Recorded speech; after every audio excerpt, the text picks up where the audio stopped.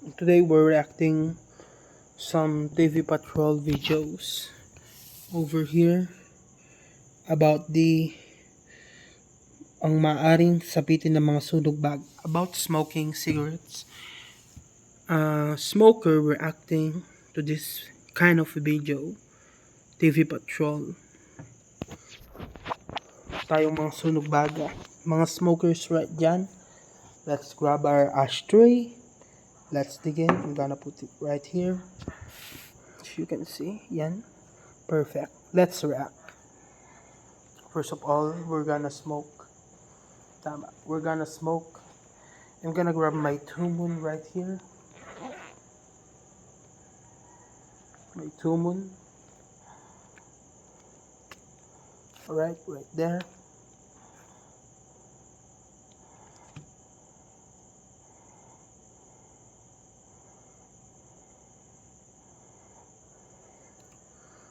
Tumun Green Menthol Cigar.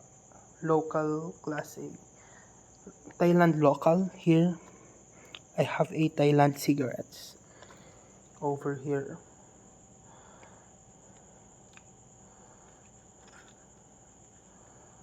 Now, let's have a light, ashtray. Put it right here.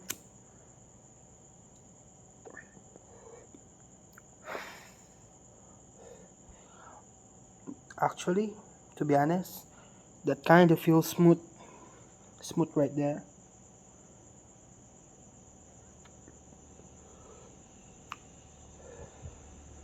The taste is good. Let's put our lighter back. Right there, tuck in, the lighter tuck in. Let's set aside over here our cigarettes. Let's play this video. Bayan, ayon po sa World Health Organization o WHO, 240 Pilipino at 240 Pilipino ang namamatay kada isang araw dahil lang po sa sakit na dulot ng paninigarilyo. 10 tao po yang kada oras ang namamatay at According, they say here, the Kabayan Noli de Castro saying that 200 weed smokers in the Philippines are 200. Let me repeat. paninigarilyo ay kada isang araw dahil lang po sa sakit at 40 Pilipino at 140 Pilipino 100,000 at least 141,000 at least Filipino die here in the Philippines smoking. No, sorry, mahirap pong mag-English, so Tagalogin ko na lang. According po sa video ito na 140,000 something ang naninigarilyo dito sa Pilipinas according to World Health Organization. at 240 Pilipino ang namamatay kada isang araw dahil lang po sa sakit na dulot ng paninigarilyo. And 200,000 something, 200,000 or 200K ang namamatay dahil lang sa paninigarilyo. Okay, that's a good start. Let's proceed. 10 tao po yang kada oras ang namamatay at noong nakarang Hulyo, ipinasa naman batas na maglalagay ng graphic health warning sa... Oh, that's kind of interesting actually na 10 araw daw ang namamatay kada araw. I think na kung matapos ko tong video ito, i-motivate akong mag-quit. Pero tignan natin. I might not be able to quit, or I might not be a not be a quitter. Because as you can see, totoo na maraming nagkakasakit sa paninigarilyo, but they don't experience it actually. I'm feeling healthy, my lungs are healthy, and I'm very healthy as I can see. I don't believe. So let's proceed. Kahan ng sigarilyo, kasunod ng syntax. Yan na kaya po ang magpapahinto sa inyong mga sunog baga na kababayan natin. Pasintabi po dahil maselan ang ilang imahe na inyong mapapanood pero kailangan mo namin ipalabas. Yan ang pinatrol ng KSP, Kabayan Special Patrol.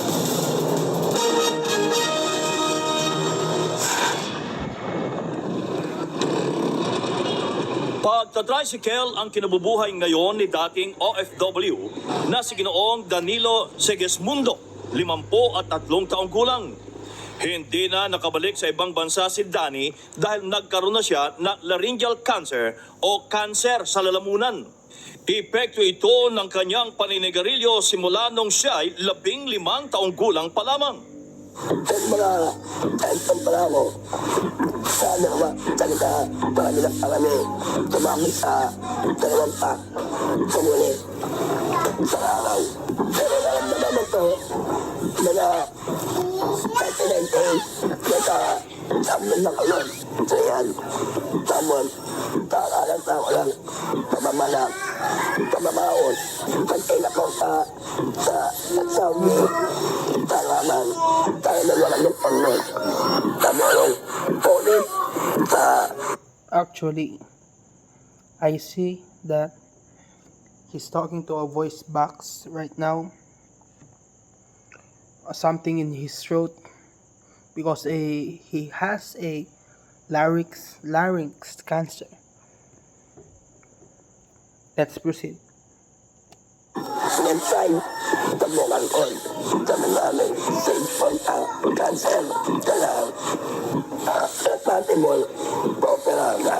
Well, the cause of laryngeal cancer is usually smoking plus drinking alcoholic beverages. Ang unang simptomas is pamamaos.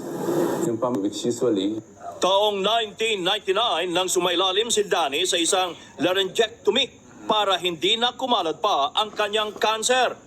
Kailangan ko, sinala nila, panos, ito, wala rin naman talaga. Kaya mo ito, titira. kapag involved na talaga itong voice box, tinatanggal ho yung lahat. Permanent to na may butas dyan. Ganito rin ang nangyari sa dating taxi driver na si Jesse Alvarado na 15 taong gulang lamang nang mag-umpisang manigarilyo. Oh, butas talaga, ano? So parang doon lumalabas yung... Yung plema po at saka yung hinga niya. Ilang kahan ng sigarilyo na ubos nyo hanggang sa kayo magkasakit? 3 kaha po, isang araw. Noong ano po, 2009 po, medyo namamaos na siya. Sinili po siya, nakitang may bukol siya dito. Tapos naging stage 3 na po, cancer. Ngayon, kung hindi po niya ipa-opera, pinakamatagal na daw po ang 6 months, mamamatay na siya. Isa lamang ang laryngeal cancer sa maraming sakit na maring idulot ng paninigarilyo. Ang paninigarilyo at ang usok ng sigarilyo, ito talaga ay linked to a lot of diseases, no, including chronic obstructive lung disease or pulmonary disease, cardiovascular disease, yung mga heart attacks natin, cerebrovascular disease, no, yung mga stroke. Sa mga kababayan, Ang problema sa buntis ay meron yung bata ay small for age yung Gumagamit na lamang ngayon ang mananahing siginang Marianita Ramos ng electrolarynx para marinig ang kanyang sinasabi dahilan din sa laryngeal cancer. Teenager pa po ako, malakas po talaga ako manigarilyo. nakakailang kaha kayo ng sigarilyo? Dalawang na ako, mas marami pa pag nagkakayaya. I see they say that they smoke a lot, but and also they say that many disease or sickness or diseases or mga sakit actually can cause you by smoking cigarette, but they only see the people who has larynx cancer. So that's a bias right there, real quick. Nagkakasayan, hindi Pero nalaman niyang hindi lang ito ang kanyang sakit. walang matagal po ako na maot na hindi ko lang pinansin. Hanggang sa nagpa-check up ako, na-diagnose po ako ng laryngeal cancer noong 2009, stage 3. Na-opera po ako noong 2011. 2010. Kaya nawalan po ako ng boses. Bumalik po noong 2013. Ang sakit ko po, Okay. nagkaroon naman po ako ng bukol sa baga. Kalat daw po yun. Hanggang ngayon po nagpapakemo po.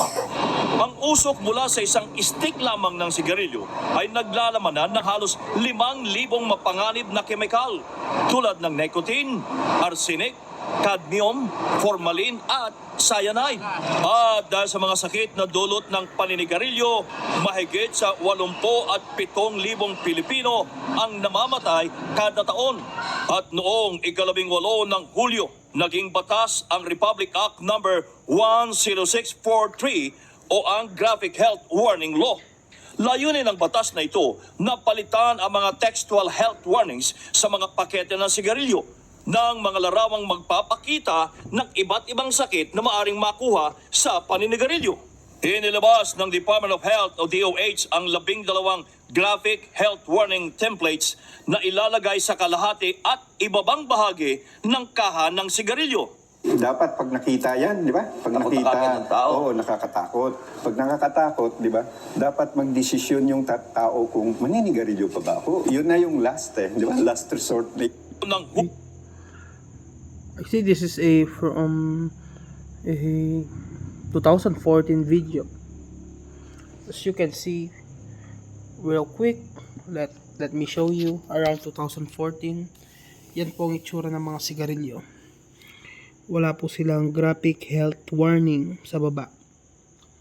Tulad nito. Wala po siyang picture na ayan, nakalagay kung nung nagiging sanhi ng paninigarilyo. Actually, this is from Thailand. Ewan ko kung kailan nagsimula ang Thailand na maglagay ng graphic health warning picture sa kanilang mga sigarilyo para sa mga tao na magdesisyon na para tumigil manigarilyo. Ayan pong itsura. Wala pa po siyang graphic health warning. So, let's proceed. Where are we at? Oh, here. Dapat magdesisyon yung tao kung maninigarilyo pa ba ako. Yun na yung last di ba? Last resort na yan. Yun.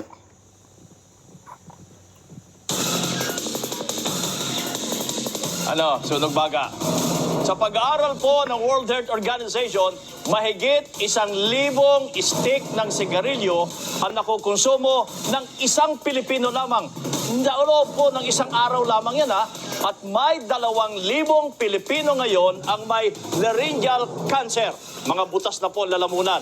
Bukas, alamin natin po kung ano-ano ang nakikitang problema ng mga sumusuporta ng laban sa kontra paninigarilyo sa Graphic Health Warning Law. Sa part 2 po yan ng ating KSP Kabayan Special Patrol. Thanks for watching. That's it. This video is from November 25, 2014. Thank you. God bless.